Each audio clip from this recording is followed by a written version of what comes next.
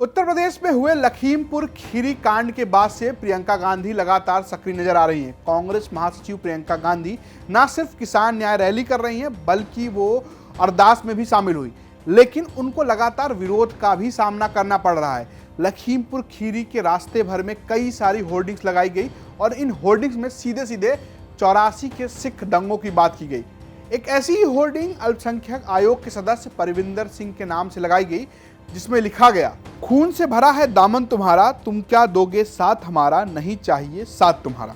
जब यूपी तक की टीम ने परविंदर सिंह से बात की तो उन्होंने ये कहा कि कांग्रेस और प्रियंका गांधी का जो मकसद है वो सिर्फ राजनीति का है, यानी वो यहाँ पर राजनीति करने आई हैं और माहौल खराब करने आई हैं। अगर वो सिख हितैषी हैं तो उन्हें पहले 84 के दंगों की बात करनी चाहिए। उन्होंने ये कहा कि जो व्यक्ति 84 के दंगों में शामिल है वो कैसे ही किसान हितैषी या सिख हितैषी हो सकता है। पहली बात तो लखीमपुर की जो घटना है बहुत दुखदाई है और हम सबकी शोक संवेदनाएं हैं उनके प्रति। माननीय मुख्यमंत्री जी ने यहाँ पे उत्तर प्रदेश के जो सिख समाज के जितने बुद्धिजीवी हैं उनको अपने घर पे आमंत्रित भी किया था और मुझे बताया भी सारी चीजें से हम लोग को अवगत कराया कि सरकार क्या कदम उठा रही है। उसके पश्चात आयोग का सिख प्रतिनिधि होने के कारण मैं स्वयं वहां विजिट करने गया था और मैंने वहां देखा। मेरा पहला प्रश्न है कि जब किसान संगठन और सरकार के बीच समझौता हो गया तो किसी भी राजनीतिक दल का यहाँ क्या कार्य। आप शोक संवेदना व्यक्त करने आइए तो आप जब धारा 144 लागू है 2 लोग 3 लोग आइए, उस परिवार से मिलिए, चले जाइए। वहां पे 1-1 हजार व्यक्ति आपका कार्यकर्ता और असामाजिक तत्व टाइप का जमावड़ा आप वहां लगा के जो आप न्यूसेंस फैलाने का कार्य कर रहे हैं वो यहां बर्दाश्त नहीं होगा।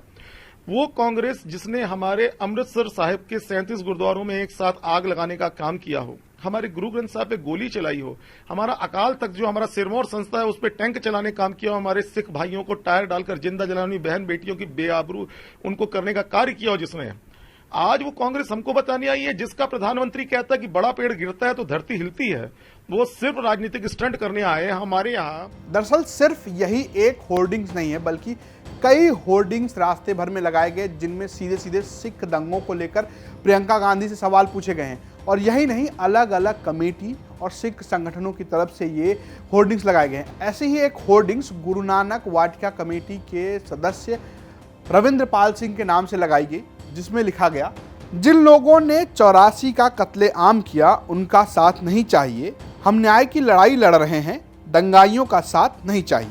जब इस मामले को लेकर यूपी तक की टीम ने रविंद्र पाल सिंह से बात की तो उन्होंने साफ साफ कहा कि जिनके हाथ दंगे में रंगे हुए हैं वो क्या ही इंसाफ दिलाएंगे। इस विरोध का सीधा सा मतलब यह है कि जब हमें जिन्होंने जख्म दिए वो आज हमारे मरहम लगाने आ रहे हैं, ये हमें कबूल नहीं है।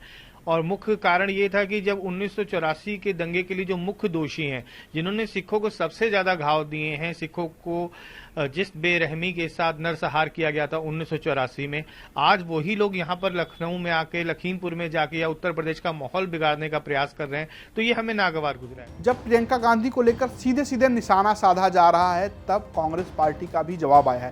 कांग्रेस नेता सुरेंद्र राजपूत का कहना है कि प्रियंका गांधी सिर्फ मानवता की बात कर रही हैं, लोग इस पर राजनीति कर रहे हैं। श्रीमती प्रियंका गांधी जी की मानवीय संवेदनाओं को राजनीति समझने वाले लोग अपना दृष्टिकोण ठीक करें, अपने चश्मे ठीक करें। श्रीमती प्रियंका गांधी जी पहली बार मानवीय संवेदनाएं नहीं प्रकट कर रही हैं। लखीमपुर जा रही हैं, अंतिम अरदास में जा रही हैं। इससे पहले वो उम्हा भी गई थी, उससे पहले वो अंतिम अरदास में जो किसान आंदोलन में मुरादाबाद का लड़का शहीद हुआ था उनके यहां भी गई थी। ये बड़ा विचित्र हो जाता है भारतीय जनता पार्टी के लोगों के द्वारा कि हर चीज में वो राजनीति देखते हैं, क्योंकि वो हर चीज में राजनीति करते हैं। श्रीमती प्रियंका गांधी जी और कांग्रेस पार्टी मानवीय संवेदनाओं में राजनीति नहीं करती। इस पूरे केस को लेकर हम आपको एक और पहलू से रूबरू कराते हैं। दरअसल कांग्रेस पार्टी 84 के सिख दंगों को लेकर लगातार विपक्षी पार्टियों के निशाने पर रही है। ये पहली बार नहीं है, इससे पहले भी लगातार सवाल खड़े किए जाते रहे हैं। साल 2005 में तब के प्रधानमंत्री मनमोहन सिंह भी इस मामले पर एक किस्म से माफी मांग चुके हैं। उन्होंने तब इस दंगे को राष्ट्र के लिए शर्मनाक बताया था।